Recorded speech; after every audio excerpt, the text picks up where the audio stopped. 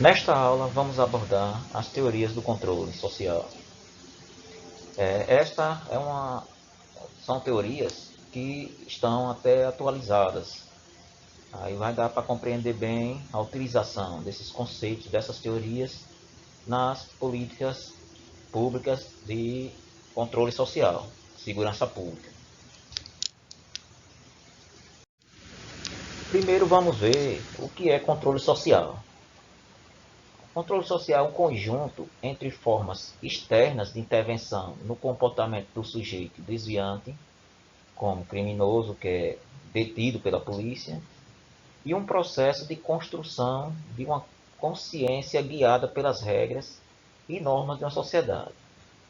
Essas formas de controle exercem força sobre a nossa individualidade, de forma que quase sempre delimitamos nossas ações de acordo com o que aprendemos ser certo ou errado. Então existem os tipos de controle. Primeiro nós vamos ver o controle externo. Então, refere-se às ferramentas de intervenção direta que são acionadas quando o indivíduo não dispõe a uniformidade do comportamento geral.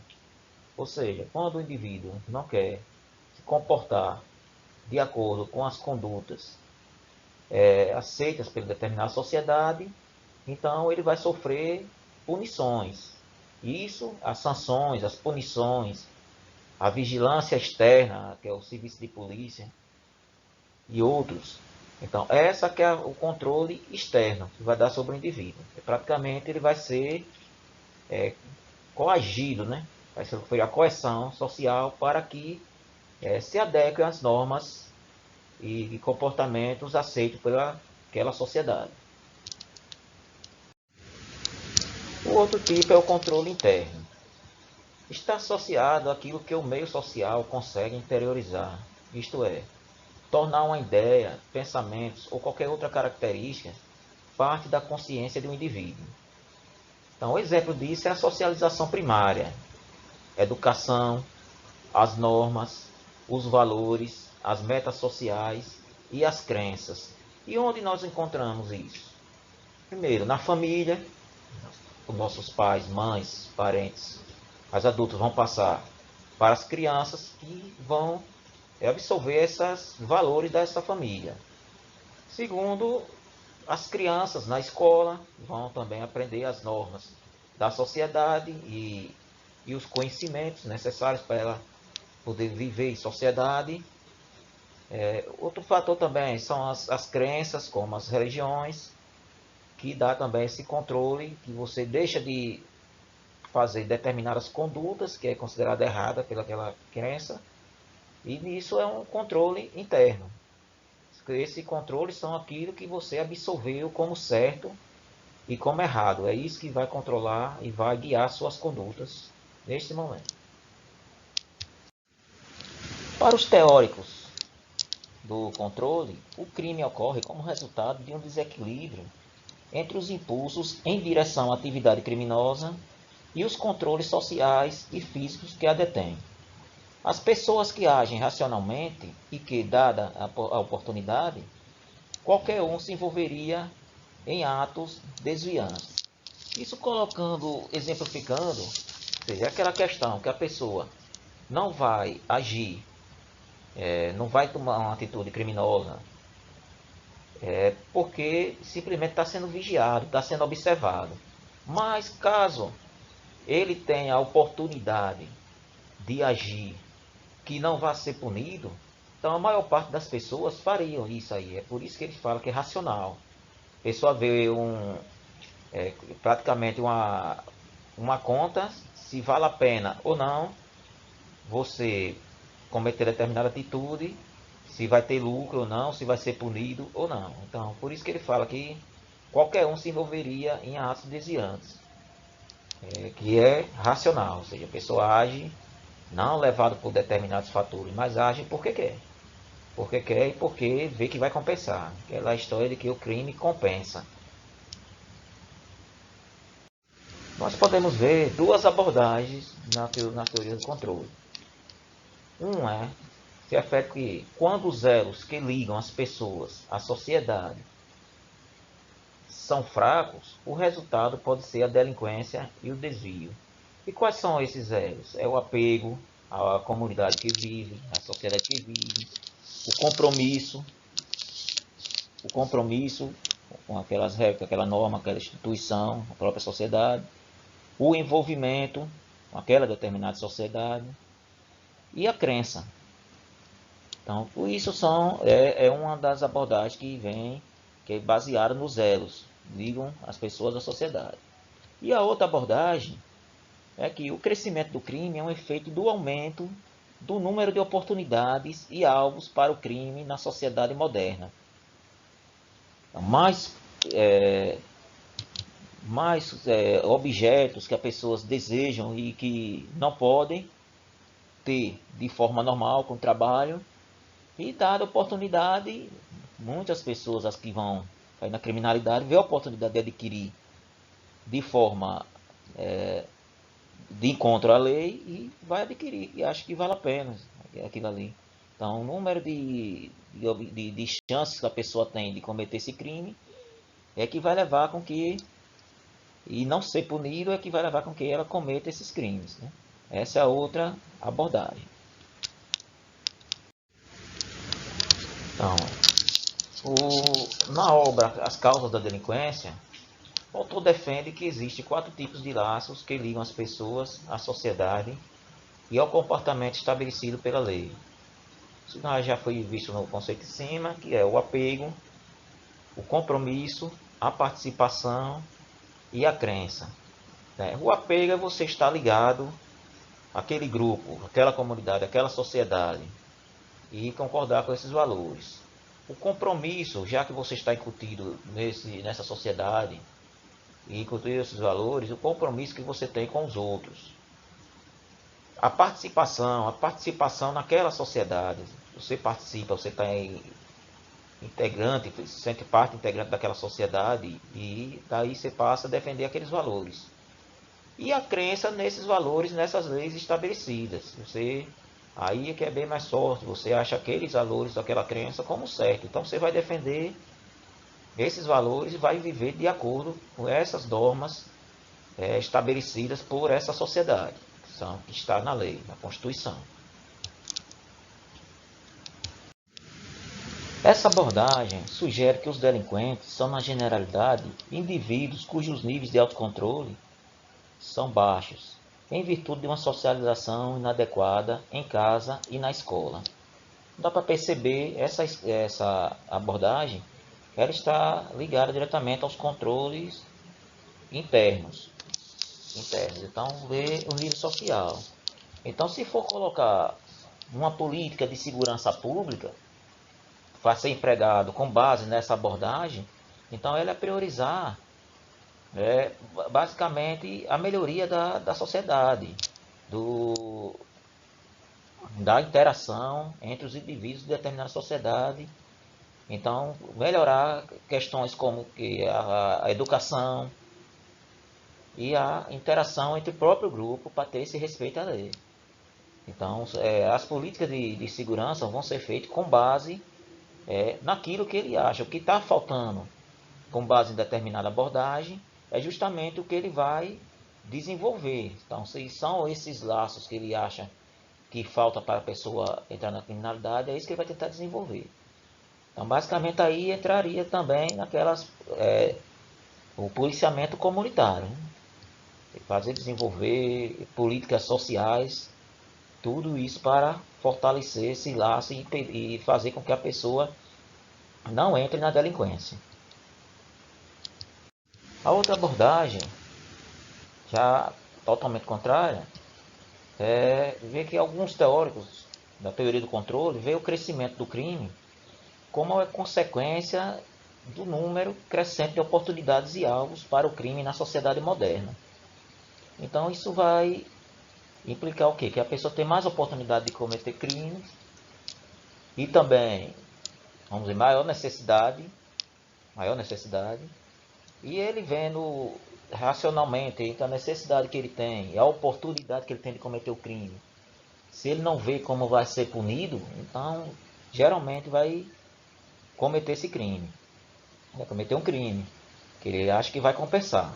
Mas, por isso, essas teorias elas vão focar no aumento da vigilância, da punição. Vai ser praticamente muitas das políticas que nós vemos de segurança pública sendo empregada em muitos países, inclusive no nosso.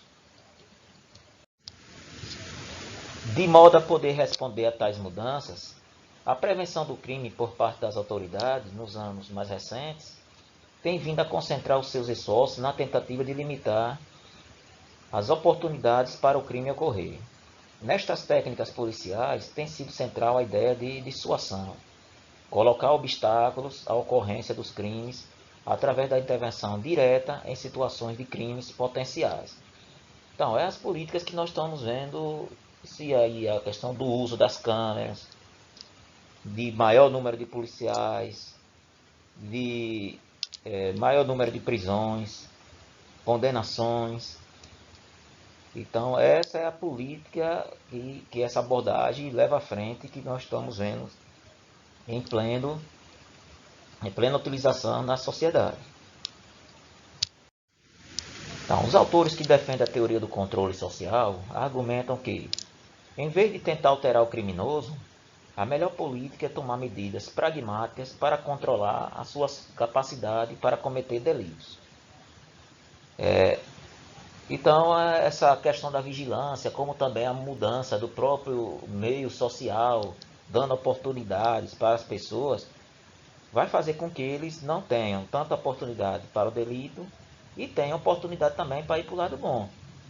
Então, ele não está centrado no indivíduo, tentar mudar o indivíduo, ver o comportamento ideológico do indivíduo e ver no indivíduo tentando a mudança dele, mas mudar até o meio social dele lá, as oportunidades para fazer com que esses indivíduos tenham poucas oportunidades de cometer crimes. Vemos aí algumas políticas de controle social que são bem conhecidas atualmente, que é a política do endurecimento em relação ao alvo e o policiamento de tolerância zero. Esse policiamento de tolerância zero nós vamos ver mais à frente e vamos observar que muitas pessoas têm uma visão distorcida do que é esse policiamento de tolerância zero. Mas vamos ver. Para entender essas teorias, vamos ver uma teoria anterior que deu margem a essas teorias, que é a teoria das janelas quebradas. E muitos já ouviram falar dessa teoria, que foi desenvolvida há cerca de 2 décadas, de Wilson e Kellen, em 1982. Esta teoria defende que existe uma relação direta entre a aparência de desordem e o aparecimento da delinquência. Então, foi feita uma experiência em que foi colocado um carro com as janelas quebradas em um bairro pobre, como eles chamam nos Estados Unidos, na Inglaterra, chamado deteriorado, são nossas comunidades, nossas favelas. E colocado um outro carro também com a janela quebrada numa zona sul, a zona de rico. E foi verificado que, em ambos os casos, os 2 carros foram deteriorados. Porém, aquele colocado na comunidade pobre, comunidade deteriorada, foi rapidamente saqueado. O outro demorou um pouco. Então vem aí as constatações do seguinte. Um local deteriorado, quebrado, sujo, dá uma aparência de abandono e ausência do Estado, ou de alguém que se comprometa com aquilo ali, de dono. Então, como na comunidade pobre, já o meio já em si já é deteriorado, a necessidade também das pessoas ali é maior pela pobreza, e vendo a oportunidade do local lá e a aparência de abandono, eles vão e cometem o crime. No outro, como é no bairro rico, as pessoas já não têm, essa necessidade já é menor, mas mesmo assim não deixou de ser saqueado. Quando viram lá com a aparência de abandono, foram lá e saquearam. Demorou mais. Então é aquela questão, não fez por necessidade, mas porque estava uma aparência de abandono e ao mesmo tempo que teve oportunidade, não necessidade em si. A teoria da janela quebrada deu suporte para as outras teorias do controle social, principalmente a teoria da tolerância zero. Nome muito conhecido por muitos, está sendo muito utilizado atualmente, porém está sendo utilizado de uma forma um pouco distorcida. Porque a teoria da tolerância zero ela centra-se nos pequenos crimes e formas de conduta imprópria, como o vandalismo, a vagabundagem, a pedinte e a embriaguez pública. Acredita-se que as ações policiais relativamente a desvios de pequena monta produzem um efeito positivo na redução de formas mais sérias de crime.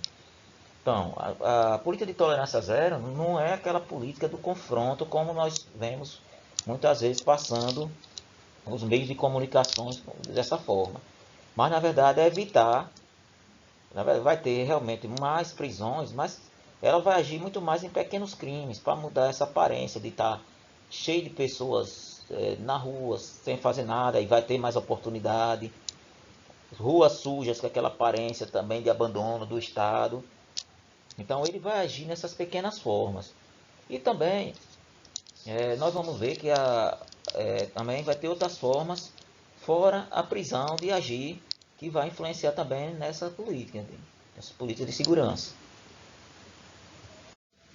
As abordagens feitas ao crime baseadas na colocação de obstáculos aos seus alvos e na tolerância zero correm o risco de transferir os delitos das áreas mais protegidas para as áreas mais vulneráveis.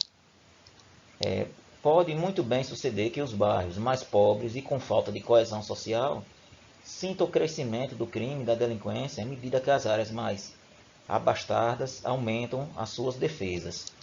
É o que nós estamos vendo acontecer no Brasil, praticamente no mundo. Aquelas pessoas que têm um poder aquisitivo melhor, então tem como colocar câmeras na rua, pagar segurança particular tanto para sua casa como para o bairro fazer, e ter maior segurança naquele local.